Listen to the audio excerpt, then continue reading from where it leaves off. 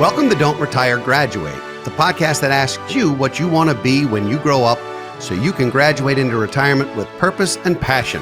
I'm your host and valedictorian, Eric Brotman, and today's guest is Michelle Waymire. She's a fiduciary financial advisor and financial coach, as well as the founder of Young and Scrappy, a specialty practice geared towards serving young professionals, artists and entrepreneurs, and LGBTQ plus folks. Michelle holds her master's in business administration from the University of Tennessee, despite being a resident of Georgia. She's a CFA, chartered financial analyst, a charter holder, and also a certified financial planner, CFP. She's been quoted and featured in U.S. News, Glamour, Bustle, her local NPR, and now Don't Retire, Graduate. Michelle, welcome. Welcome to the show. I'm so excited you're here. Oh my gosh, I'm so excited to be here. I have read a lot about you.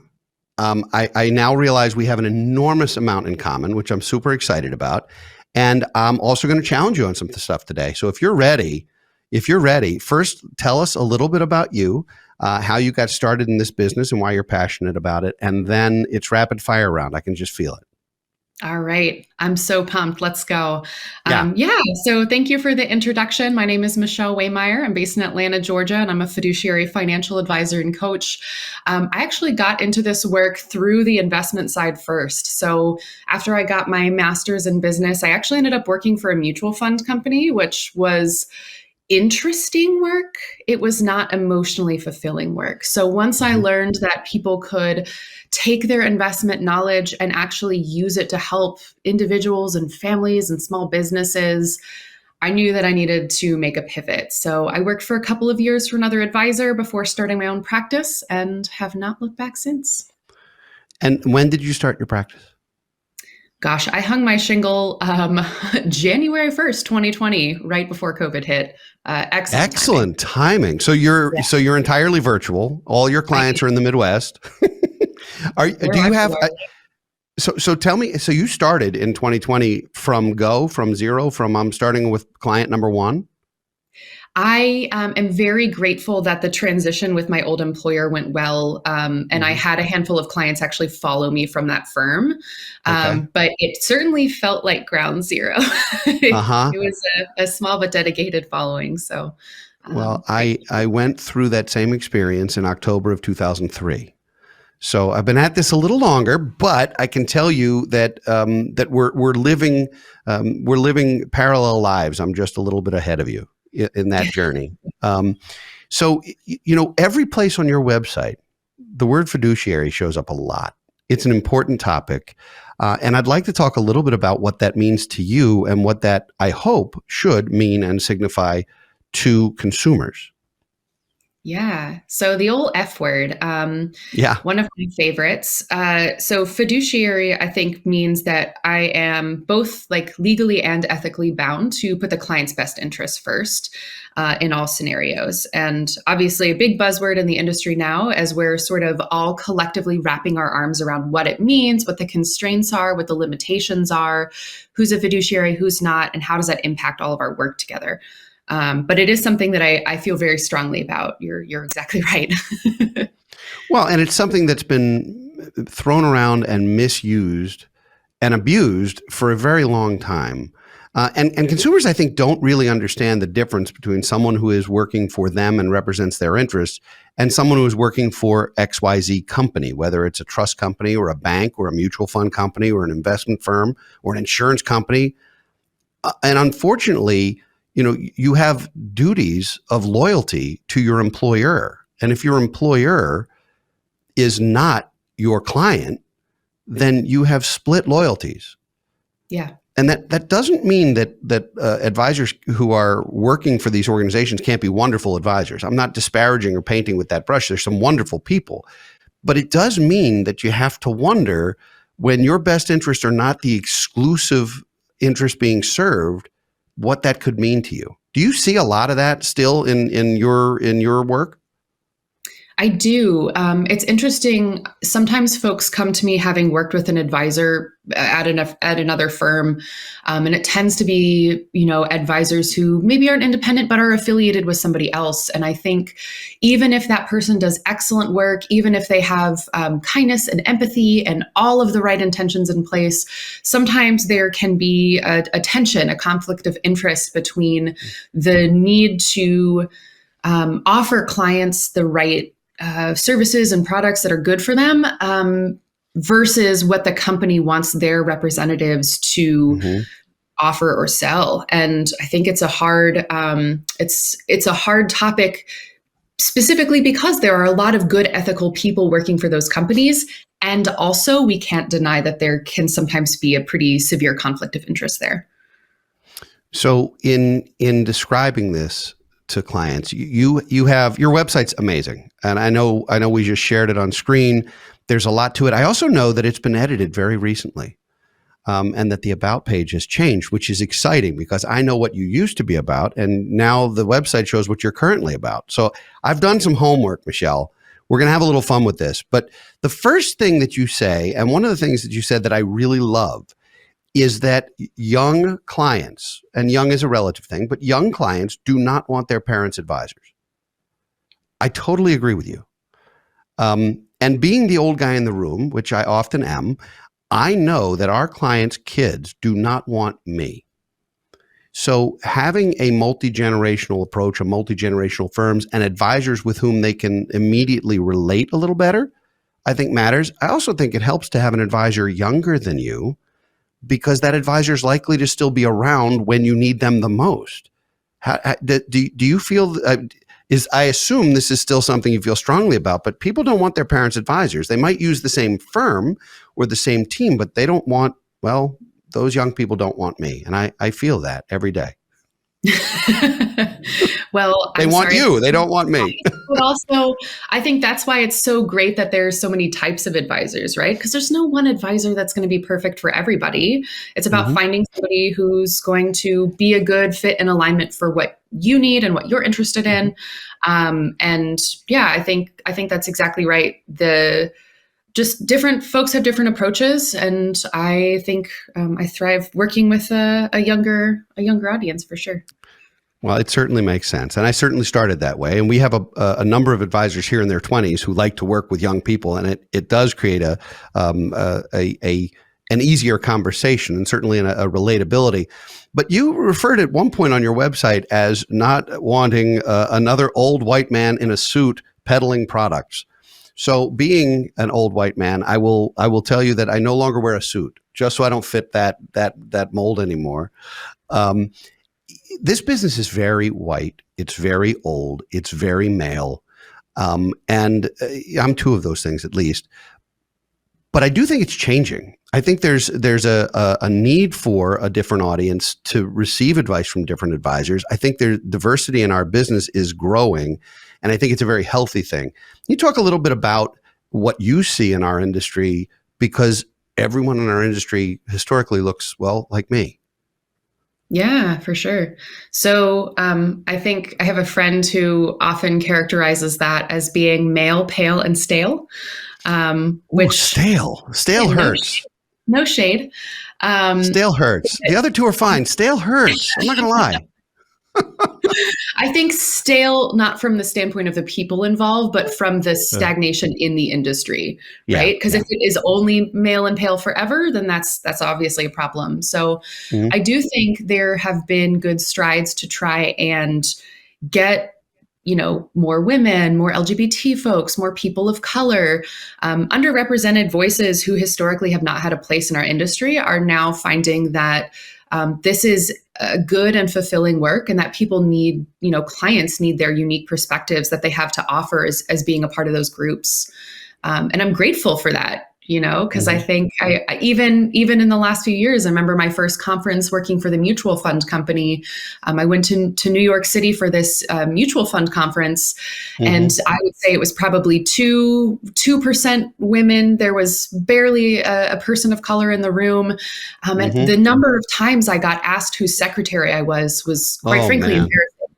And so now, even just almost a decade later, I'm already finding that the energy in those types of rooms feels really different and in a positive and healthy way. So that's So, nice. so one of the senior principals in our firm is an amazing woman who still to this day, when going to various conferences, is asked if she's the plus one or if she works for some other. And it's insane that that still goes on. And she rolls with it now, but there's no question that's annoying. Like, I would get so sick. No one asked me that, by the way. I never get asked whose secretary I am. And I can't imagine how annoying that must be and how demeaning that must be. Even if it's not meant in a harmful way, you can't not take that as an affront, no? I think the first time it happened, I had a lot of big feelings about it, and it like made me want to cry. And now I just think it's hilarious. Like I think my instinct now is mostly just to laugh. Mm-hmm. And in the South we have a phrase, "Bless your heart," Uh-huh. and I think now that's much more my reaction of like, "Oh, bless your heart if you think that women don't make good financial advisors." Okay, honey. Uh-huh. I love that. So your moniker, where you talk about the kind of work that you do, and you talk about how you work with clients together, it's a very collaborative process, I think, that you've put forward. And you say, together we make your money work towards building a joyful, abundant, and giving life. I don't know that I've ever seen that more eloquently put, or more adroitly and perfectly.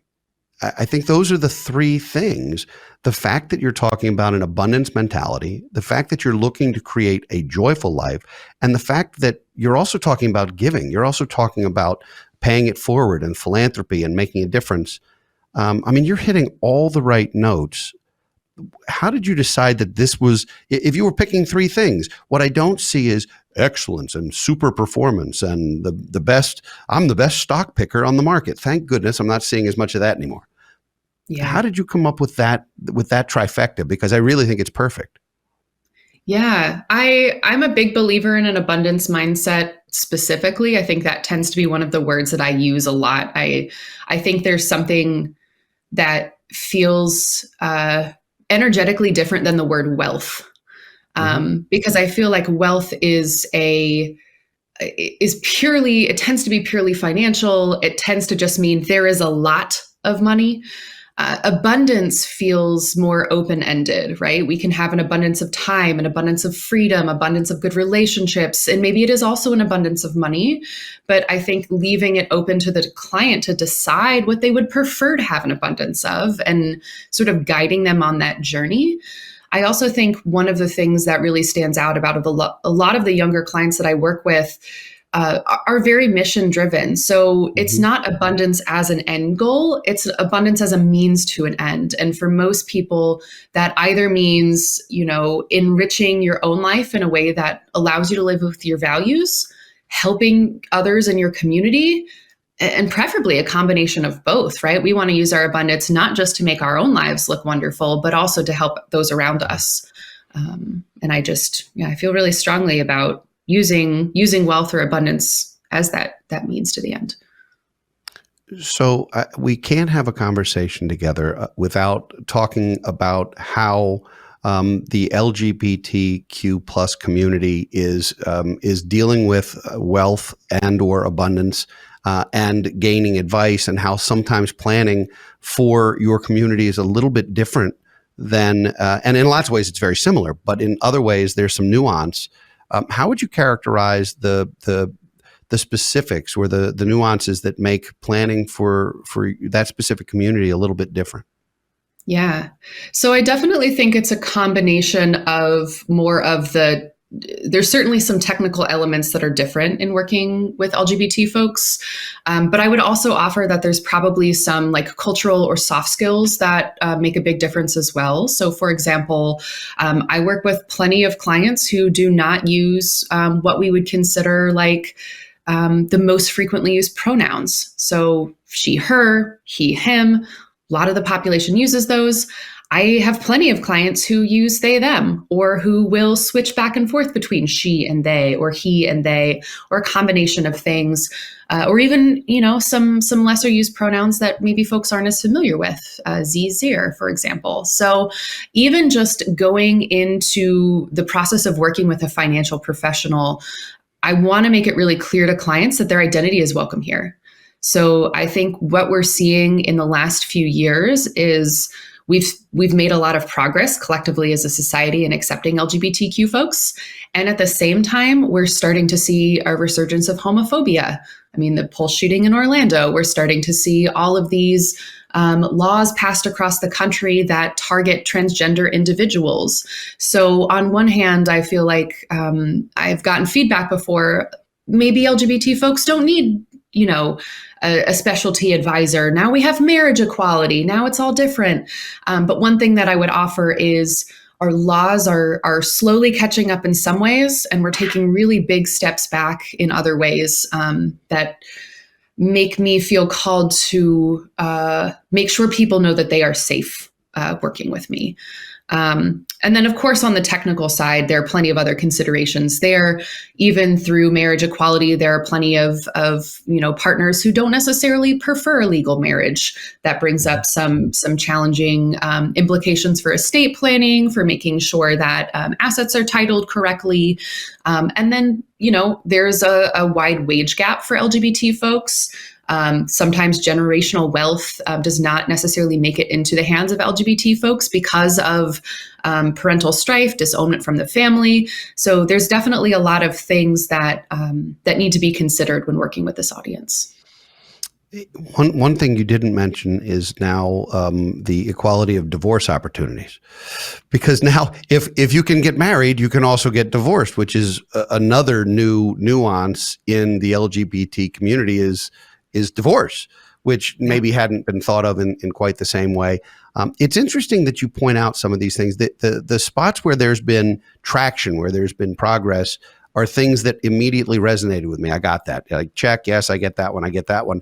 The spots that you pointed out potentially as steps backwards did not immediately hit home for me. Like it's almost like I hadn't thought of it or hadn't heard about it, and so that's sort of an interesting thing as well. That I guess depending where you get your news or where you congregate or where your social circles are, you might be more or less attuned to any number of those kinds of things. So if it's about creating a safe, welcoming, open environment for I presume anyone, are there things that advisors who don't identify as part of that community can / had better be doing in order to not alienate your community?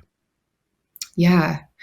Well, I think honestly, a big part of it from the get-go is looking deep down into your heart and deciding, like, am I comfortable working with this audience? Because I know that there are, unfortunately, still plenty of folks in this country for whom that might not be true.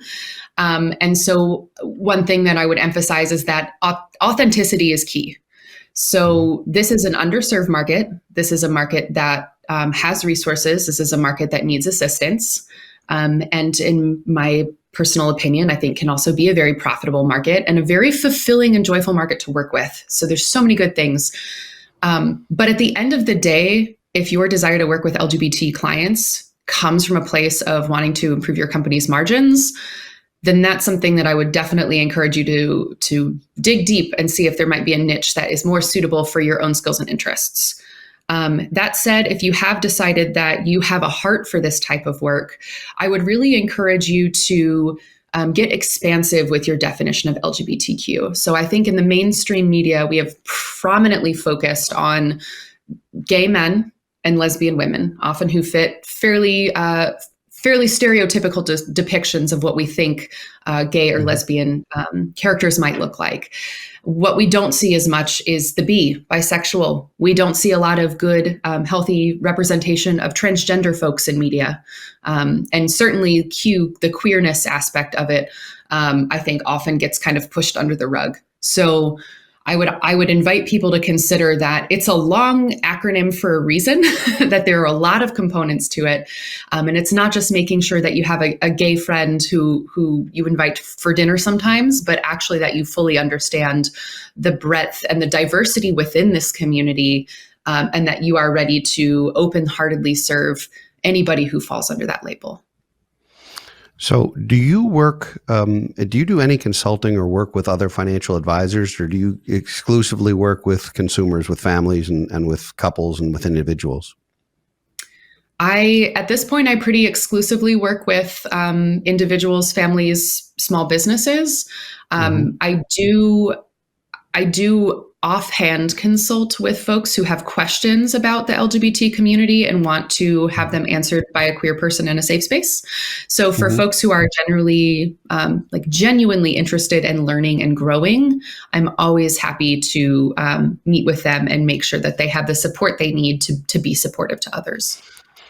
If there are financial advisors who are watching or listening to this today, who maybe aren't as comfortable or as either knowledgeable or even as open as you just described to this community, or are looking at profit margins rather than some of the more qualitative softness to it, as you mentioned, would it be something that you'd consider doing either collaborative work or strategic alliance work with some of these other advisors who might want to be able to represent, for example, let's say a financial advisor, an old white guy, because they're old white guys, is working with a couple, and their couple has 3 children, and one of their children is a part of the LGBT community. And for one reason or another, they don't feel like they have either the resources or the temperament or the comfort or whatever it is, whether it's meant to be discriminatory or not, or whether it's just a discomfort, or whether that young person might not want to work with that advisory firm for some of the same reasons.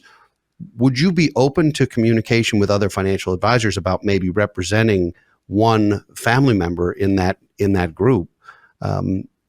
Would that be something you'd consider doing for advisors who maybe have these opportunities where you could wind up being the advisor to some or all of the family, where they can sort of be heroes to mom and dad without pushing their son or daughter to make a decision that maybe they're uncomfortable with? Yeah, I think I would be open to that kind of work. I mean, I feel like LGBT folks are, worthy of good advice and deserving of support. And if that's something that other advisors find themselves challenged to provide, then I'm happy to help however I can. Well, and this is now a very long question, but the question's longer than the answer, which is bad. But even if the advisor's comfortable at providing the advice, if the client is uncomfortable with where that advice is being attained. So if it's not the advisor uncomfortable with the potential client, it's the client saying, this advisor is not the one who's going to speak to me or for me, or are you equally comfortable in that scenario where it's just an opportunity to work with nice people who maybe don't have a home with their family's advisor? Yeah, absolutely. Okay. I hope folks will hear this, because I know there are other firms that specialize in LGBT, and some wonderful ones, and some relationships I'd like to help you make, and introductions I'd like to make. But there may be the vast majority of advisors out there who are male, stale. And I'm stuck on stale here, Michelle. But whatever, pale, right? Pale too. If those advisors want to collaborate with firms that have a specialty niche, and you're willing to be one of them, I think there's an opportunity there to spread the word in a very positive way. Yeah, thank you. I would love that. Okay. All right. So let's talk a little bit more about your process, your philosophy on financial advising. I know it's about abundance, and it's about joy, and it's certainly about giving back. It's 2023. We've just come off of COVID, although I guess it's not fully gone. In fact, I don't think it'll ever be fully gone, but the immediate shutdowns are over. We're struggling with things like return to the workforce and the workplace. We're struggling with things, and we as a country, as a world, are struggling with inflation, which we haven't seen in many, many years. Interest rates going up in ways they haven't in many years. Volatile markets, which markets are always volatile in some ways, but right now there's some discomfort. How are you helping folks navigate what is really a changing economic landscape right now? Yeah, so I think a lot of my emphasis with clients is getting them to really think about what the long term looks like. So I know that a lot of these factors are happening all at once, especially for younger clients. They probably weren't in the workforce in 2008, 2009. There's not a strong memory of what that looked like. And at the same time, so many of my target audience sees these terrifying news stories today, but they're retiring 35 years from now. So I think a lot of it is about perspective and the education that economic cycles do come and go. And the best thing that you can do for yourself is to really get clear on what you want, what your goals are, what you want your abundant future to look like, and then make a plan that is designed to I guess, rely on the fundamental principles that stand regardless of the economic environment. So making sure that you're being efficient with how you're investing your money from a tax perspective, the types of accounts that you're using, making sure that you have a well-diversified portfolio, both among asset classes and also just within each asset class, avoiding things like single stock holdings or private holdings, things that are undiversified by nature.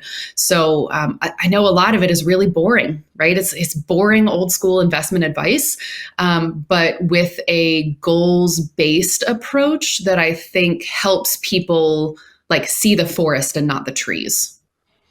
You'll be pleased to know that I don't find any of that boring, because quite frankly, yes, it is not trendy. And trend following has its place in certain spots, but generally market timing is a disaster.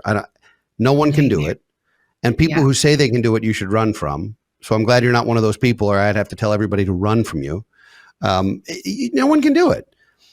For many years, Peter Lynch was considered the brightest mind in finance. And when he retired, you would think that one of the largest fund companies in the world could find the next Peter Lynch. Like, well, let's go find him or her. And they never did. And there are all kinds of cautionary tales about the fund du jour, so the ones that went wildly great until they didn't.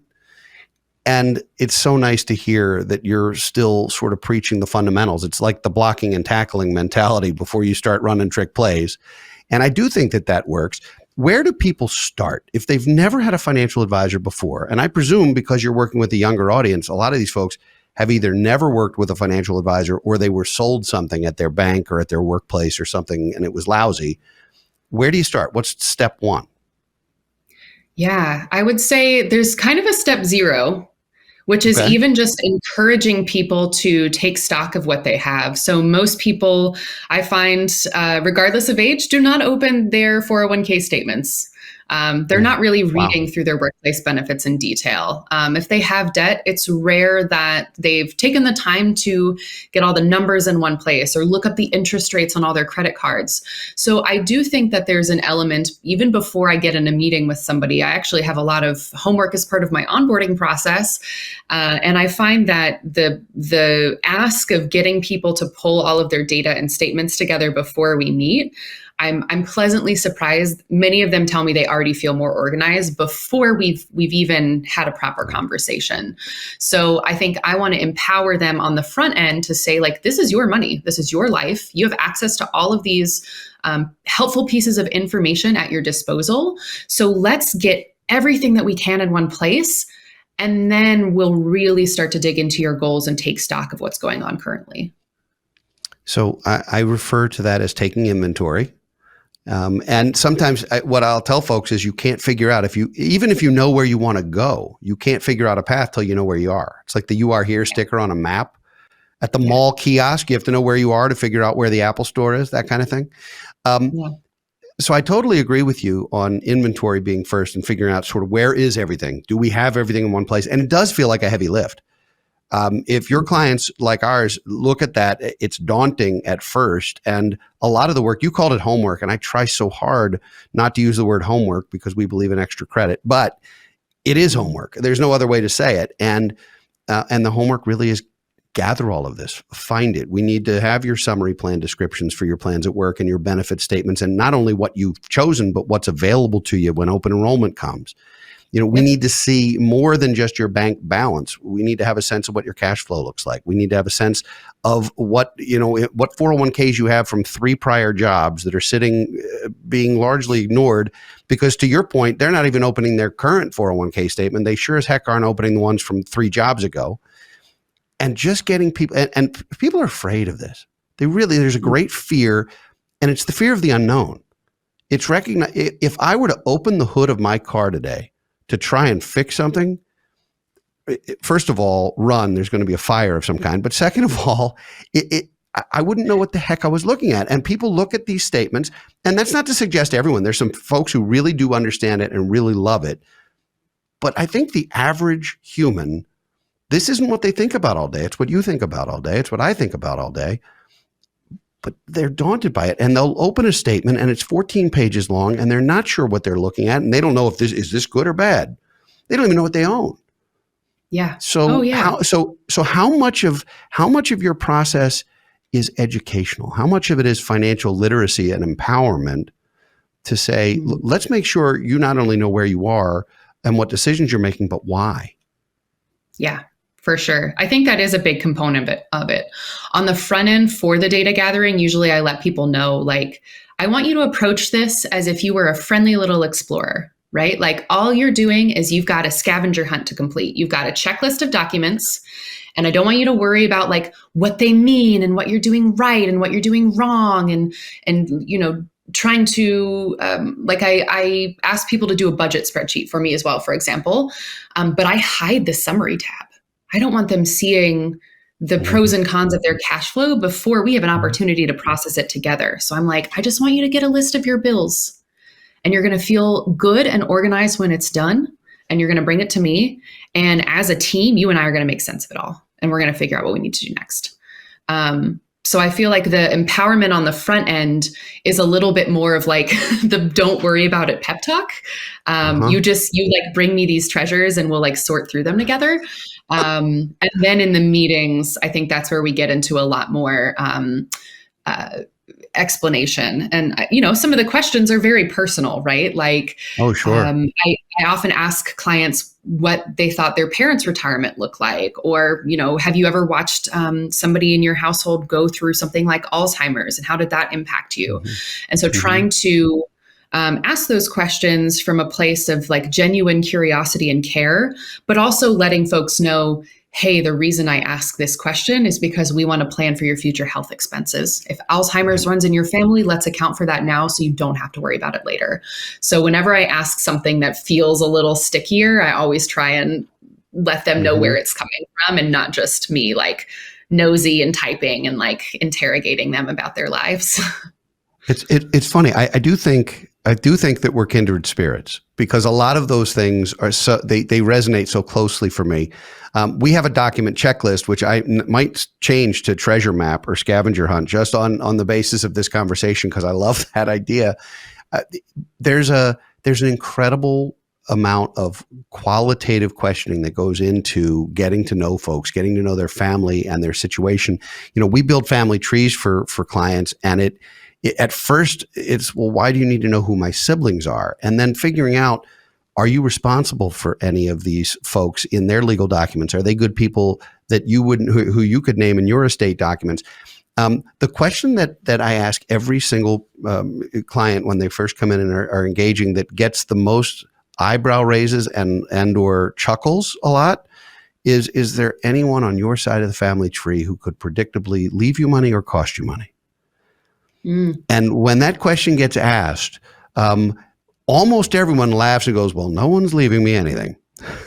But these folks could, and so understanding that there might be a need to help your parents at the same time as you're helping your children, or it does matter. And so we do ask questions that are that don't feel analytical. They don't feel hopefully they don't feel nosy. There is a reason for it all, and it does come together. And I liken financial planning to making Thanksgiving dinner, where if you put the green beans and the turkey in the oven at the same time, you're going to have some raw turkey or some really, really overdone green beans. You have to sort of do it as a process. So I want to shift gears and talk about something fun.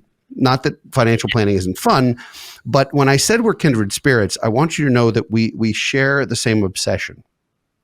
And I did not know we were obsessed with the same thing. But I also have a bear obsession. And I see a bear behind you over your left shoulder. I actually went to Churchill, Manitoba and photographed polar bears on the tundra for a week at one point. And the polar bear is my single favorite animal, partly because it's the only land mammal that hunts humans for food, which for some reason sounds interesting to me. But where did your bear thing come from? I could tell you mine, but I want to hear yours. Where did that obsession come from? Oh my gosh. I have loved them ever since I was a kid. Just like innately. There were plenty of other kids in my like preschool who played with dolls.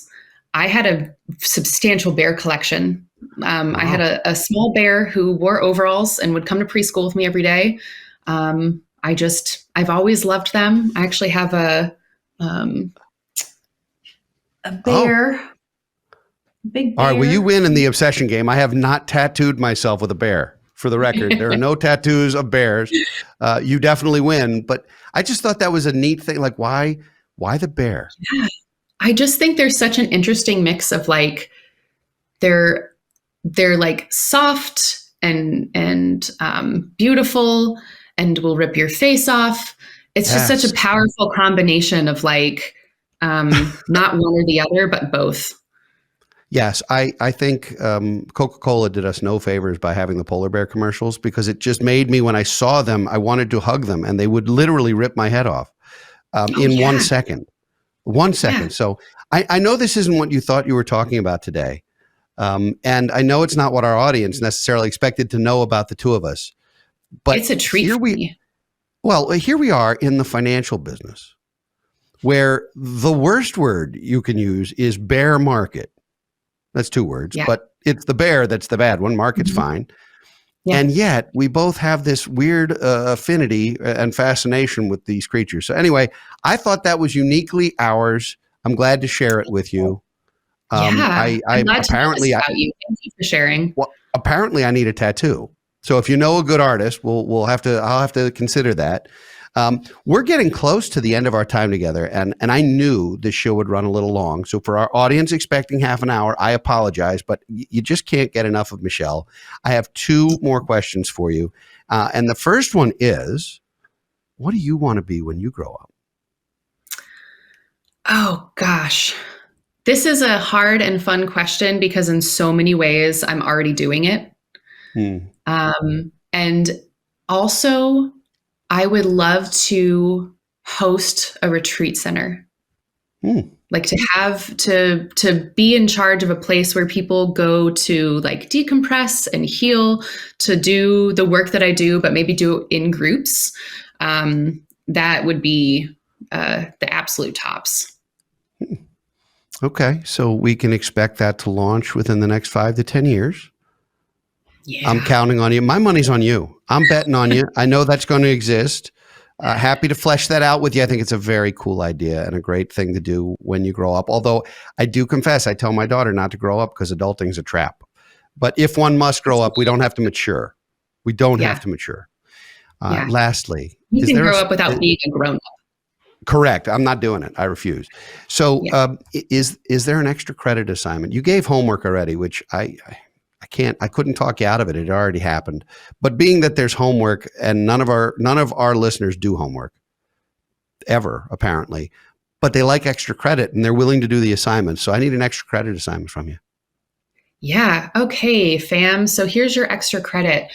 I want you to carve out an hour of your day to really think about what you want your joyful and abundant future to look like.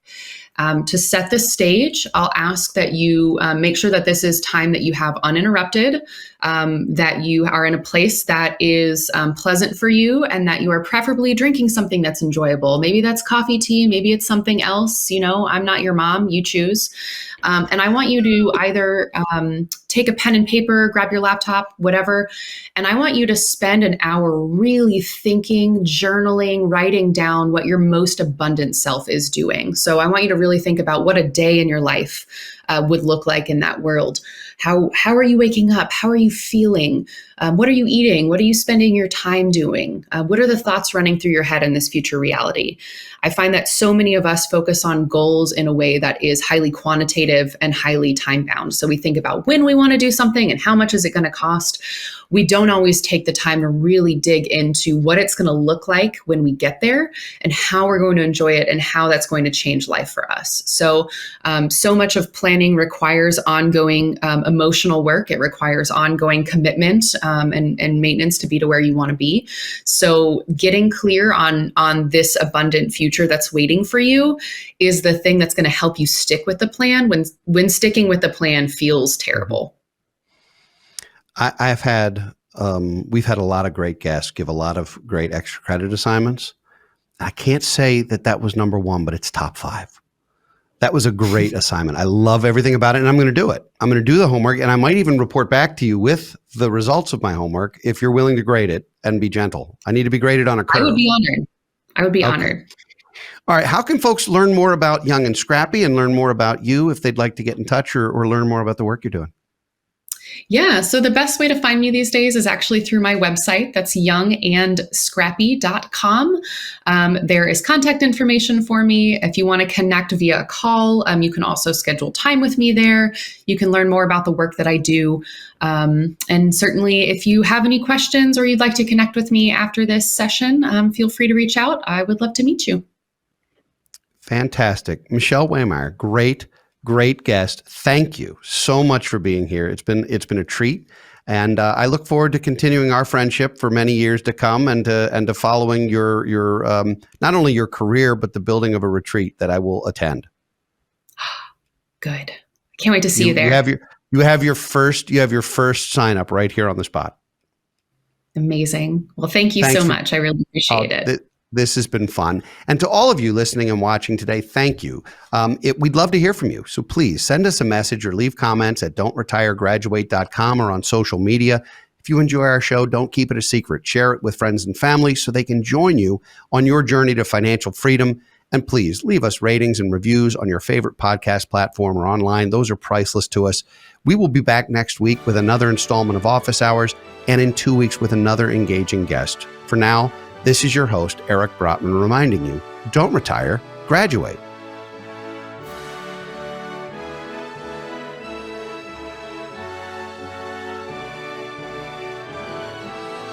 Securities offered through Kestra Investment Services, LLC. Kestra IS. Member FINRA SIPC. Investment advisory services offered through Kestra Advisory Services, LLC. Kestra AS. An affiliate of Kestra IS. Kestra IS or Kestra AS are not affiliated with Brotman Financial or any other entity discussed.